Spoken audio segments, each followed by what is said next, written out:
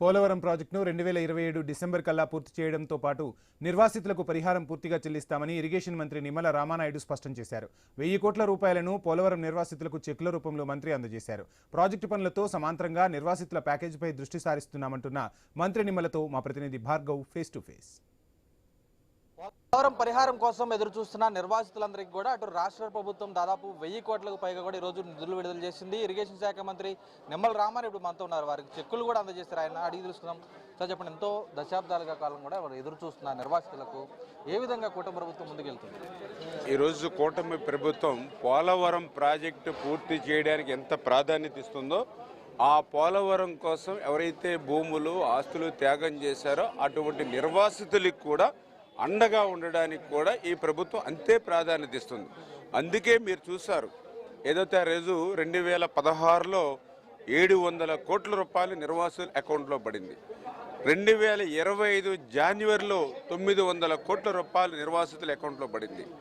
మళ్ళీ 2025 నవంబర్ 1వ తేదీ నుంచి మళ్ళీ 1000 కోట్ల అకౌంట్లో పడుతూ ఉన్నాయి. అంటే ఆ రోజు ముఖ్యమంత్రిగా చంద్రబాబు నాయుడు గారు ఉన్నారు, ఈరోజు ముఖ్యమంత్రిగా చంద్రబాబు నాయుడు గారు ఉన్నారు. నిర్వాసితులకి అకౌంట్లో డబ్బులు పడ్డాయని అంటే ముఖ్యమంత్రిగా చంద్రబాబు నాయుడు గారు ఉన్నప్పుడు తప్ప మిగిలినటువంటి 19, 24 జగన్మోహన్ రెడ్డి 5 సంవత్సరాల్లో ఒక్క నయా పైసా అక్కడ అకౌంట్లో పడినటువంటి పరిస్థితి.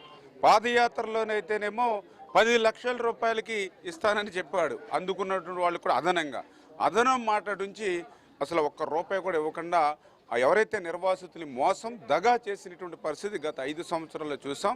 అందుకే ఈరోజు పోలవరం ఏదైతే గత ప్రభుత్వ పాలన విధ్వంసం గురైందో, డయాఫ్రామ్ వాళ్ళ ధ్వంసానికి ఏదైతే గురైందో అటువంటి పోలవరం ప్రాజెక్టుని గాడిలో పెడుతూ, దానితో పాటుగా పోలవరం నిర్వాసితులను ఏదైతే గత ప్రభుత్వం ముంచేసిందో మళ్ళీ ఆ నిర్వాసితులు కూడా ఆదుకునేటువంటి విధంగానే ఈరోజు ఈ ప్రభుత్వం ఒక్కొక్క అడుగు ముందుకేస్తూ ఉన్నటువంటి పరిస్థితి. ఈరోజు దాదాపు 780 మంది వరకు పరిహారం ఇచ్చినట్లు తెలుస్తుంది. ఇంకా 18,000 మంది వరకు కూడా ఉన్నారు దీనికి సంబంధించి ప్రాజెక్ట్ నిర్వాసితులు. వారికి ఎప్పుడులోగా అందబోతుంది? ఏదైతే ఇప్పుడే మీకు చెప్పడం జరిగింది, ఆ రోజు 2016 అదేవిధంగా 2025 జనవరి 2 విడతలుగా చంద్రబాబు నాయుడు గారు ఉండగానే నిర్వాసితులకి అమౌంట్ వేస్తాం.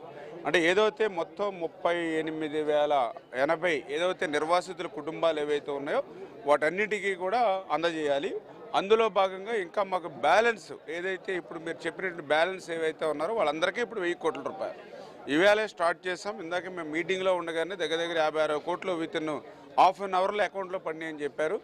ఏంటంటే ఈ సిఎఫ్ఎంఎస్ నుంచి ఇప్పుడు నిధి పోర్టర్ మారింది కాబట్టి టెక్నికల్గా ప్రతి ఇండివిజువల్ అకౌంట్ని కూడా మళ్ళీ అప్లోడ్ చేసుకోవడం, ఆ ఎస్ఎన్ఏ అకౌంట్ ఎందుకంటే సెంట్రల్ గవర్నమెంట్ కూడా ఉంది కాబట్టి వాళ్ళకు కూడా పంపించడం, దాని ప్రక్రియ వల్ల ఇది ఒక 10 రోజుల నుంచి 20 రోజుల లోపుగా ఈ మిగిలినటువంటి నిర్వాసితులకు కూడా అందరికీ కూడా 1 by 1 డే బై డే అంటే ఎవరిది అప్లోడ్ చేస్తే అప్లోడ్ చేసినట్టుగా ఆ అమౌంట్ రిలీజ్ అవుతుంది. దీనితో పాటుగా ఏదైతే కాలనీలకు కూడా, ఎందుకంటే గత ప్రభుత్వంలో 14-19లో మేము ఏదైతే 75 కాలనీలు ఉంటే అందులో 26 కాలనీలు పూర్తి చేశాం. ఇంకా 49 కాలనీలు నిర్మాణంలో ఉన్నాయి. 5 సంవత్సరాల వైసీపీ పాలనలో ఆ కాలనీల్ని చూసినటువంటి పరిస్థితి లేదు, పట్టించుకున్న పాపాన పరిస్థితి లేదు.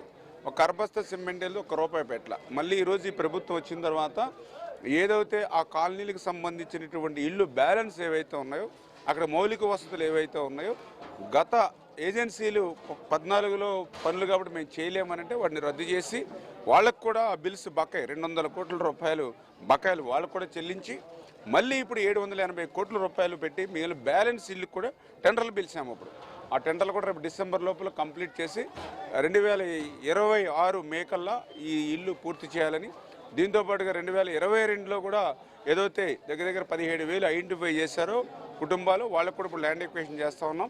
ఏదేమైనా రేపు 2027 డిసెంబర్కి పోలవరం పూర్తి చేసే లోపుగానే దానికి 6 నెలలు సంవత్సరం ముందుగానే ఆ ఫస్ట్ ఫేజ్ పార్టీ 1.15 మీటర్స్ అంతా కూడా క్లియర్ చేసుకుని తదుపరి పార్టీ 5.72 ఏదైతే కాంటూర్ ఉందో దాన్ని కూడా వెంటనే కేంద్రంతో మా దృష్టికి తీసుకెళ్తూ దానికి సంబంధించినటువంటి R&R ల్యాండ్ ఎక్విజిషన్ కూడా పూర్తి చేసి 45.72కి ఫ్యూచర్లో పూర్తి చేస్తాం ఉంది.